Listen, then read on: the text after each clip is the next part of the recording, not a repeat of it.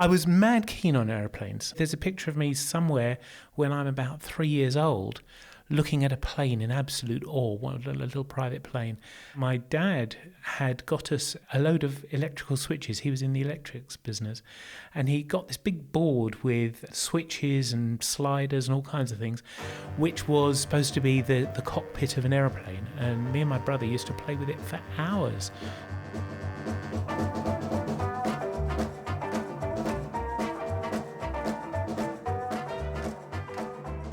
I was brought up in Stanmore. Mm-hmm.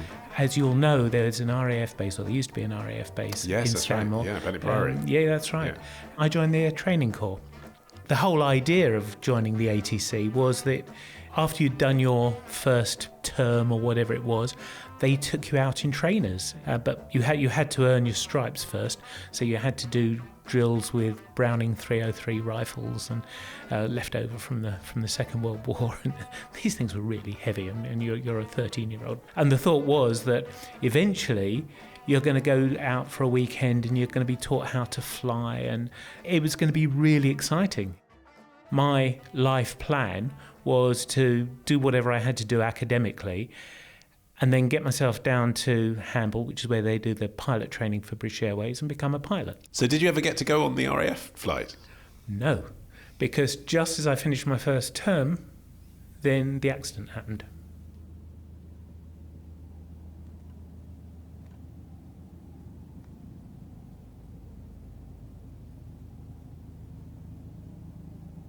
My parents were founder members of a little caravan club which met from our area, and every couple of weeks we would go to a site and we would have a weekend at one of these caravan sites.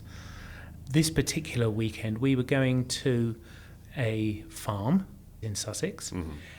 The really exciting thing is we had a new member, and they were going to join us, and the most unbelievable thing from my point of view was that he had his own aeroplane.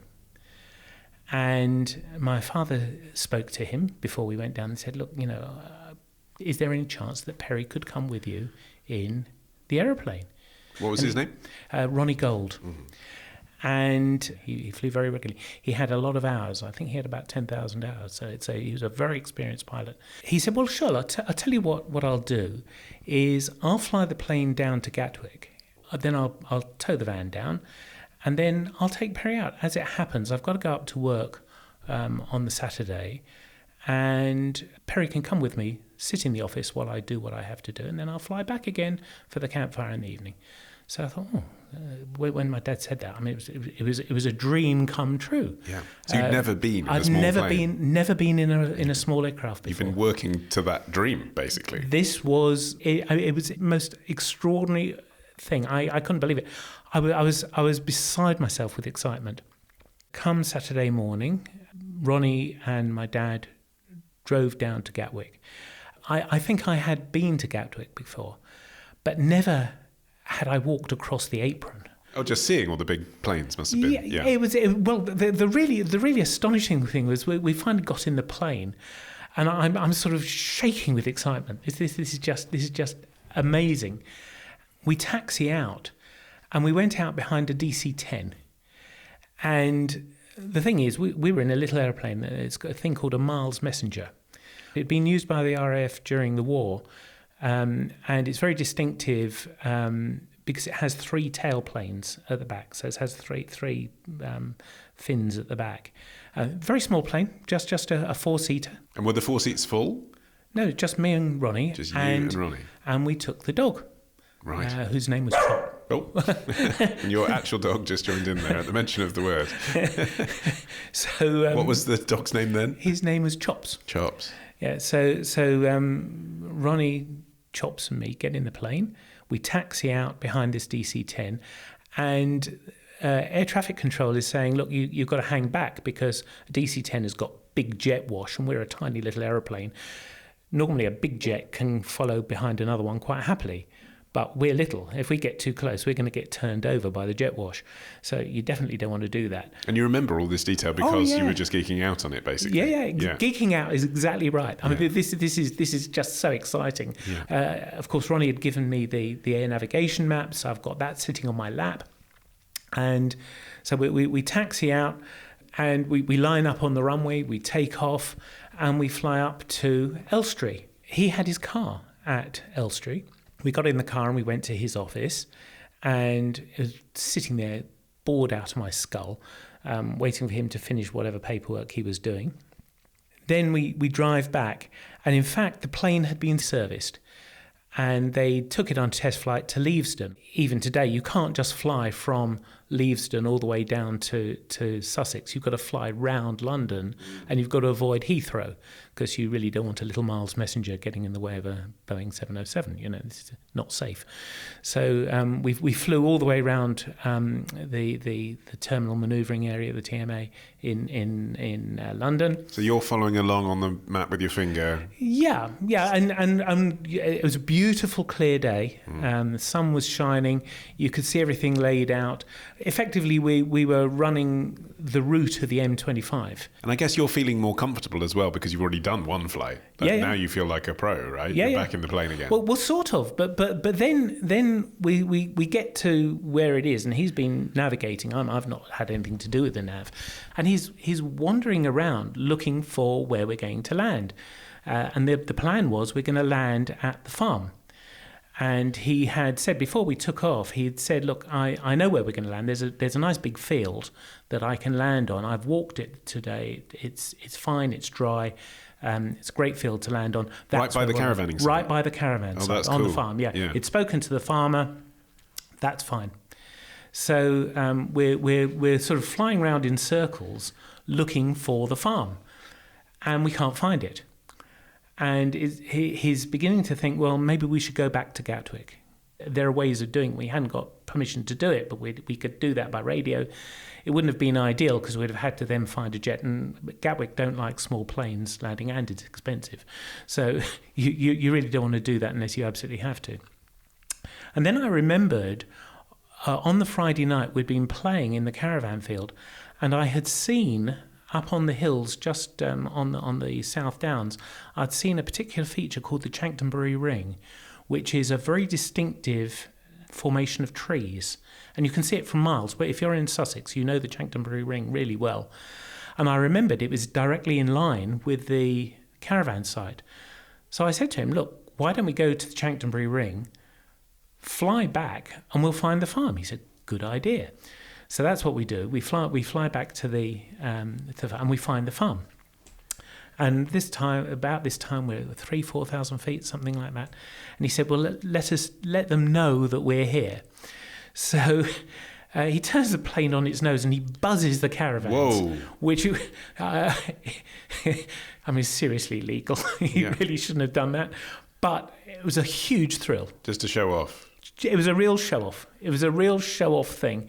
And how far up from the caravans were you at that height? I suppose we pulled out of the dive at about 1,500 feet. I mean, they were looking pretty close by the time we came. But of course, as you go into the upward part of the dive, you get negative G going, so you lift out of your seats. I mean, it was really thrilling. Yes, really thrilling stuff. So he says, right, okay, I know where we are now. I know where the field is. So all we need to do is we'll fly a mile or two down. There's a little brook that runs across the bottom of the field, and we'll go in and we'll land on the field. So we go round, we make our approach, and as we're approaching, he says, you know what? I hadn't seen it from the ground, but there's actually quite a steep slope on the field, and that's going to make it quite tricky to land on that field. So actually, I don't think I will. What I'll do is I looked at another field. I didn't walk it, but there's another field just a little way further over. I reckon we could land there quite safely. And you have to remember, these planes were used by the RAF to drop spies behind the line. So they can come in quite steeply. They can take off quite steeply. Yeah, they don't need a long runway. They don't need a long runway. They can land on grass quite safely. So we go round again. We line up on this other field.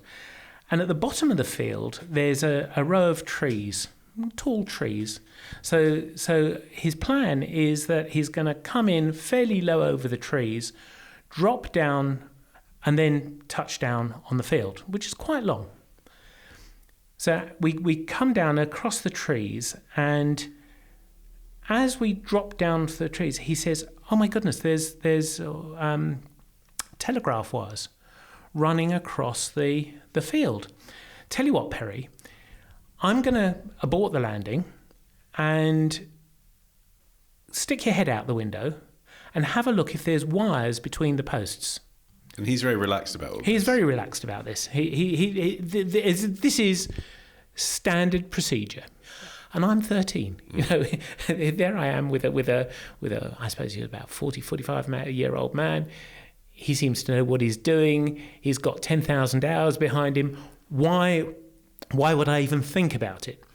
So I do as he says. I stick my head out the window. We go across these wires at 100 feet high at 50 or 60 miles an hour.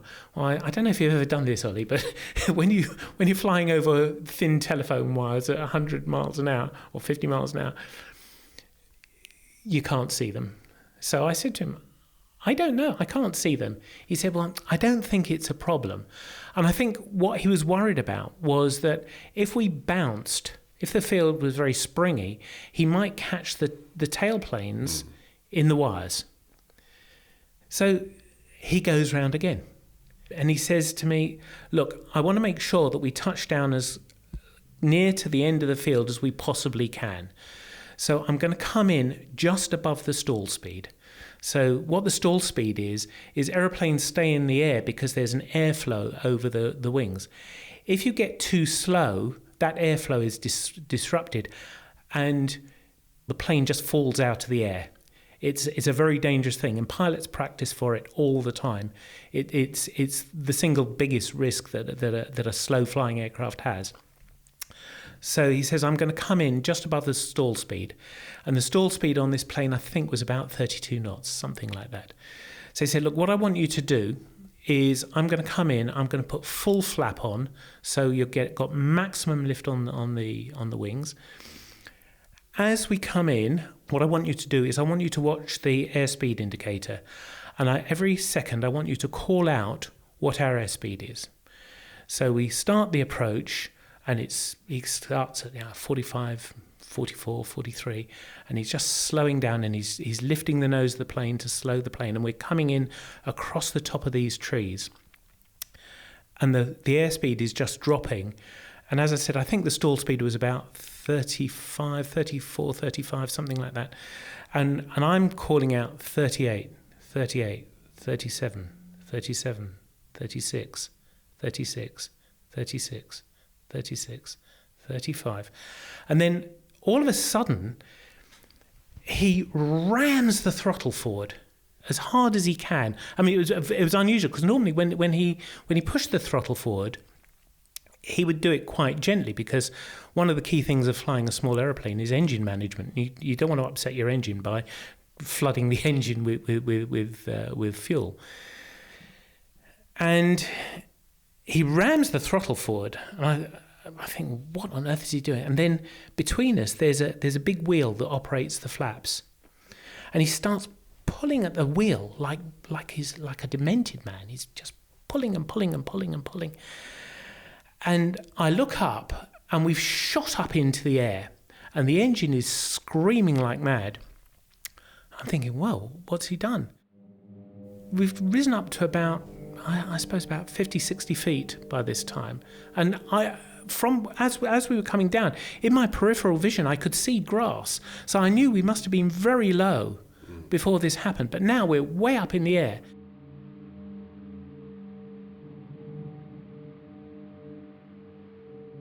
Time slows down. Everything comes into a very sharp focus, and I'm looking out of the front window, and we are over the trees at the far end of the field, and we're crabbing. So instead of flying in a straight line, we're flying kind of sideways with the wing pointing in the direction we're going. which actually is a classic indication of a storm, as it happens. And as I'm watching these trees, there's one big tree standing up above all the others.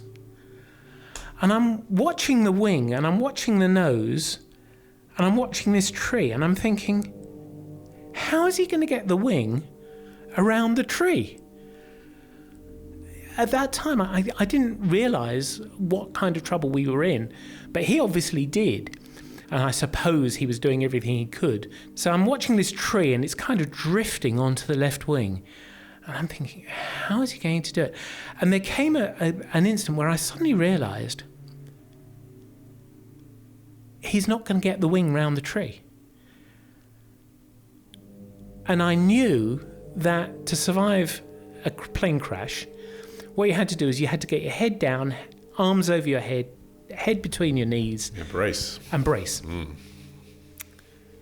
that's what I did. I got my head right down, my hands over my head, and then there is the most appalling crashing and banging and tearing. I knew, because it's a legal requirement, if you're going to land away from a licensed airfield, you have to call in to air traffic control and tell them that how many people you've got on board, and you have to tell them how much fuel you're carrying. And I knew that we had 80 gallons of aviation spirit, and I was sitting right on top of the tank. And I thought, this is not good.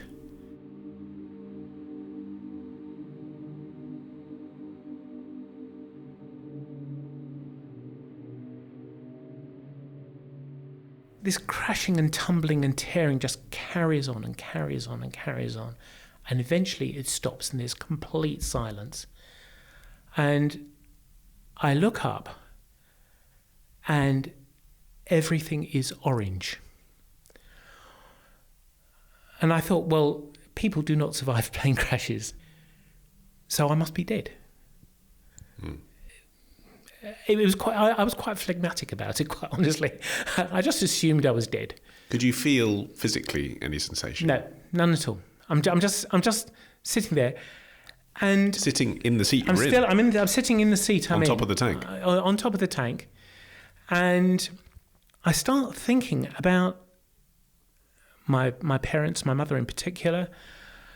Bizarrely, about some homework I was supposed to do. All kinds of things. And it's absolutely true. Your life does flash before you. You get this kind of montage of all kinds of people that you know and faces that you know. And I know I've read quite a lot about it, that it's the brain's way of saying what in your experience is going to help you out of this mess. And for some reason, I turn my head to the left. And in this orange, I suddenly see some little blue flickers going up. I think, oh my goodness, this is fire. And I'm not dead, but I'm going to be fairly soon. And I must have been fiddling with my seatbelt at the time. And I unclicked it and I dropped to the ground. Wow, so another part of your body kicked into emergency relief mode to get you out the seatbelt, but you weren't consciously even doing that. Yeah, I don't remember thinking, well, I ought to undo my seatbelt, but somehow I must have done it. Yeah. They found my seat 15 feet up in the air. So the seat was up in a tree, and I was now on the ground. So I must have fallen 15 feet, and I landed on my 2 feet, and I'm in this tube of flame. And I also had a really bad injury on my left leg. A control wire had sliced through the bottom of my foot, and there was a flap of skin hanging from my foot, so it's quite difficult to stand. And were you processing all that? No. It was just at the time I'm just thinking, this is uncomfortable. And as I'm standing in this tube of flame, there's 3 little trees just stood up, and they're forming an arrow like that. And I thought, okay, I haven't got a better suggestion. Let's just follow the arrow. As it happens, by some kind of God's grace, I don't know, that pointed the way out. I just followed this little arrow, and immediately I'm out of the flame. And I'm limping because of this injury to my leg. And I suddenly realised that all my clothes are on fire. I knew that what you need is a blanket to wrap someone who's on fire to put out the flames. That's amazing you had that presence of mind at 13. I don't know where this came from, Ollie. I really don't. But of course, there are no handy blankets hanging around in a field in Sussex.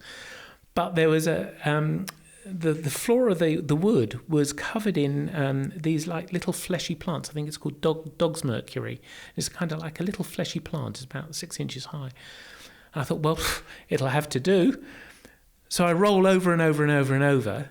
And as far as I can see, the flame has gone out. And I then look back and all I can see is just a huge fire burning. So I start to run away from it, and at that moment I see on the other side of where the flame is, I see Ronnie come out, and he is ablaze from head to foot. He's absolutely just a human torch. So I screamed over to him, "Ronnie, roll over," and he goes down behind a trunk or something, and I lose sight of him. But there's no way I can get there because the heat is just intense. Yeah. So I start running away from the crash site, and I'm limping, and it's very uncomfortable. And a couple of farmhands suddenly appear in this wood. They come running towards me. And I remember, actually, it's funny the things you remember. He was wearing flip-flops. He's running through this wood in flip-flops. I thought, well, okay. He said, was it just you? And I said, no, the pilot's over there. So the two of them go over to the pilot. I then become conscious that I can hear my dad. And when we had buzzed the field, that was kind of a prearranged signal, apparently, that he would come and collect us.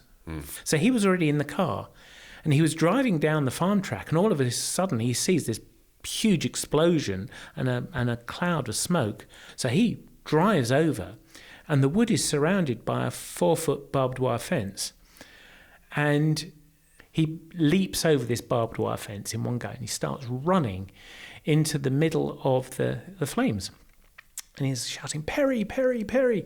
I mean, you must have never heard him panic like that before. No. This was quite extraordinary. And if you think about it from his point of view, I mean, he must assume the worst. This must be absolutely terrifying for him. He's running into the flames, and I can see him. And I start, Dad, I'm here. And he must have heard me, because he comes running over to me, and he starts hitting me. He's slapping me behind. It wasn't me. It wasn't my fault. It was nothing to do. I'm on fire at the back. I didn't realise. And he's putting the flames out with his hands. And he said, "You're right." I said, "Yeah." It was quite bizarre, and things then get a bit, to forgive the word, they get a bit smoky. But one of these farmhands comes over and he carries me out of the wood. It's funny because then I do remember the smell. There was this awful smell. That's you then. That's burning me. Flesh. Yeah, burning flesh and kerosene, and it's pretty foul. And then there's a series of miracles. I mean, if we haven't already had enough miracles that day. So it turns out that 4 of my parents' friends are doctors. So there are 4 doctors on site, but they had morphine with them. Wow. Yeah. So I get a shot of morphine immediately. So I don't have any pain. And, again, we're talking 1967 here, so no one's got phones or anything, so there's no photographs of this. But apparently I am jet black, completely jet, with a big red M in the middle of my forehead. M for morphine. So when someone's been triaged and they've had morphine, they put an M on your forehead with lipstick. Right. Astonishingly, bearing in mind we're in the middle of nowhere, it's a place called Partridge Green, which is just in the middle of nowhere on the A24. A fire engine turns up. Heavens knows where from. So it hadn't been called at this point? I don't know where it came from. A fire engine turns up and heads over to the crash site. Immediately behind them, there is an ambulance. And this ambulance has been transferring a patient from Hastings to Guy's Hospital in London, and it's running back from Guy's Hospital empty. And they saw the plane go down. Wow. And they thought, well, there's going to be casualties. Let's get in there. So fire engine, ambulance. I'm in an ambulance probably less than 10 minutes after the crash. By yourself? No, they take the two of us. They've got Ronnie out by this time. Ronnie has appeared from somewhere. I don't think I was paying very much attention to him at the time. Yeah. But Ronnie is sitting there, is lying there on the other stretcher, on the other side of the ambulance. And again, I have this really bizarre memory. He is covered in head to foot in gauze, like a white gauze. And the only bit of him which I can see is his nose. And he's got there's his nose sticking up above the gauze. And he says, I didn't see the bloody tree. Where did the bloody tree come from? And he keeps saying it over and over again. Perry, I'm sorry, I didn't see the tree. And he says that all the way from Partridge Green all the way back down to the hospital. They get us into the A&E. Then they get to work on me. And I can remember this nurse coming at me with a pair of scissors. And what she wants to do is to cut the remains of my trousers off. My trousers are completely gone, particularly my left leg. There's just nothing left of them at all. But they've got to get the rest of my clothes off. And she's coming to cut the remains of my jeans and my underpants off. I'm 13, right? And this is not going to be a comfortable experience, whichever way you want to look at it. And I can remember being mortified by this nurse wanting to cut my underpants off. It was horrible. And at some point, I think fairly early on, they realised that this was beyond their capability to deal with, and I needed to be transferred to a specialist burns unit. And obviously they sent me to East Grinstead. East Grinstead is the site where Archibald McIndoe pioneered treatment for fighter pilots during the Second World War. So particularly on hurricanes, the pilots came with terrible facial and hand burns. And he developed techniques for treating these guys. And they worked on me through the night. And I'm conscious the whole time. And the thing I can remember more than anything else is this raging thirst. Mm. If you give a burns victim water, it can kill them. So what they're doing is they're holding a block of ice or a piece of ice wrapped in gauze, and they're just letting it drip into my mouth. And I'm watching the clock in the operating theatre. And they're talking to me. I've got no idea what they were saying. I got transferred into my room at around 5 a.m. So they worked on me through the night.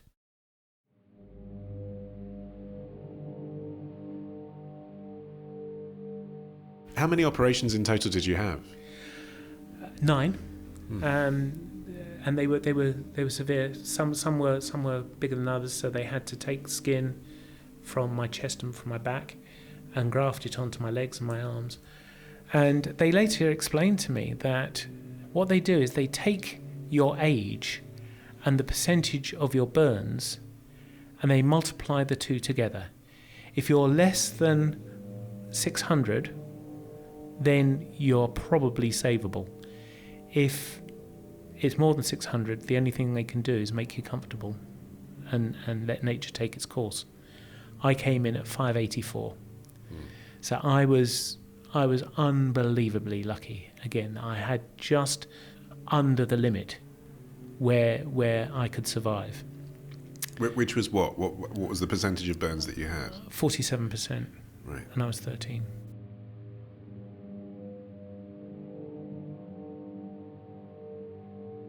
Still ahead. After the surgeries, the long road to recovery, not just physical, but emotional. We'll meet the women who transformed Perry's life. And what became of Ronnie? That's when the modern man returns, after this.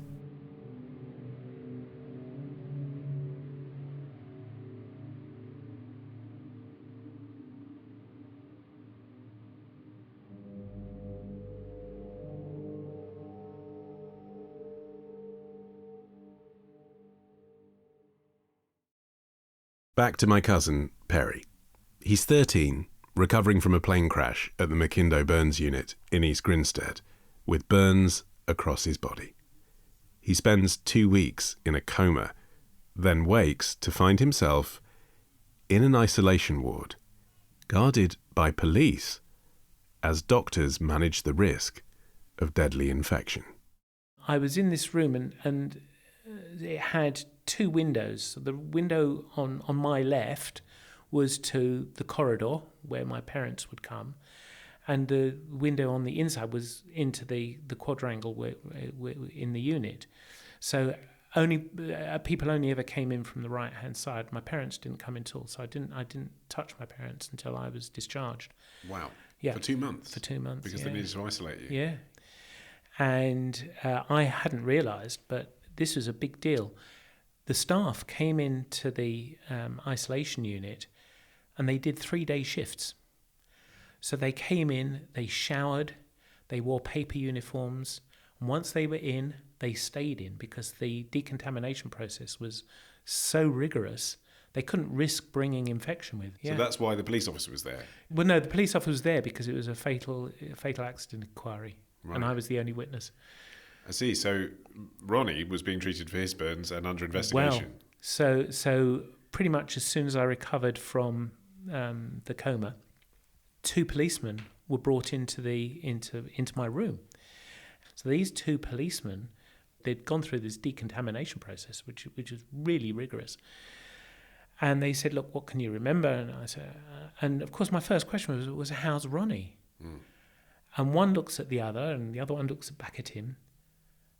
And it dawned on me that he was dead. Mm. No one had told me. I'd kind of divined it. And he had died that night because he had something like 98% burns. The only bit of him that wasn't burned was his nose, which is a bit unseen. And he'd died that night.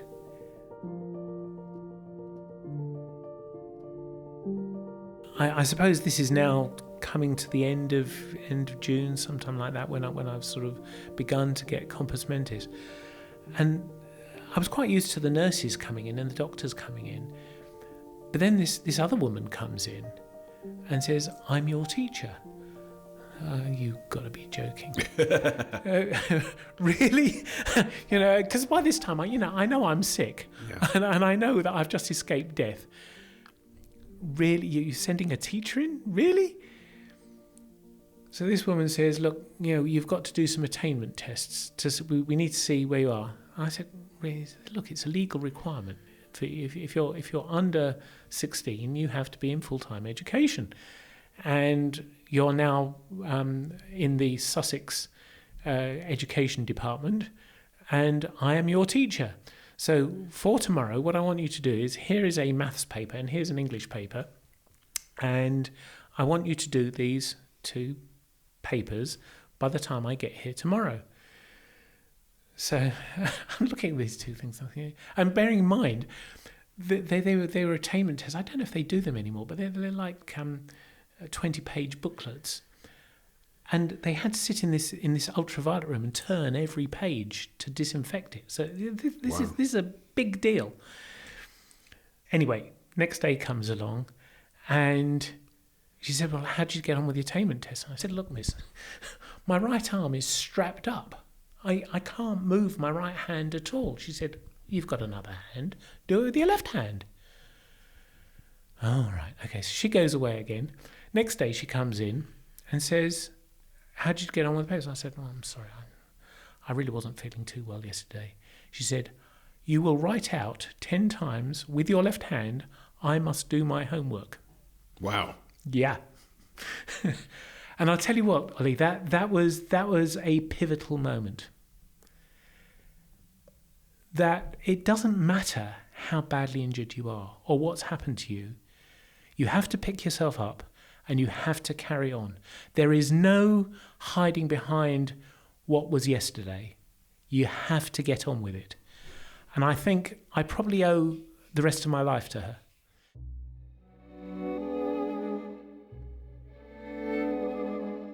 I remember the first day that I walked from my bed to the chair, and just the sheer thrill of it, that I could walk because my leg was really badly injured. I'd lost the sight of one eye at the time, which thankfully recovered. But and my parents were at this window on the left-hand side, and the fact that I could walk 5 steps was a big win. And then the day I walked all the way round the unit, from my room round the square and then back again, that was another big day. And I'm sitting there thinking, well, I'm obviously making progress, but when are the scars going to get better? And it was only on the morning that my parents sent in clothes for me to go home that I realised they weren't. No one helped me. Basically, I just had to internalise it, that this is how I was going to be. And in the 1960s, being disfigured, as it would have been called then, and then going back to school, that was a lot to deal with. It was. And so I remember going back to school, I suppose it must have been middle of September, something like that. And I arrive in the playground and I'm pretty much mobbed by friends. And what I hadn't realised is school had actually started the day before. And they had had a special assembly saying, don't touch burns. Right. Because the grafts in particular are very, very sensitive. They'd all been told, keep well away from me. And for most of the kids, they were fine. But, like any school, I guess, we had our collection of roughs. And they taunted me. Yeah, Burns, you cripple. Yeah, show us your Burns. Yeah, so at this point, the fact that your surname is Burns comes into play in the playground. Yeah. Yeah. How did you feel about that? Well, again, I think it came down to a choice. You can either be a victim or you can face them down. And as it happens, we had 2 families of, shall we say, mega roughs that came to the school. One was a family called Top and another was a family called Roland.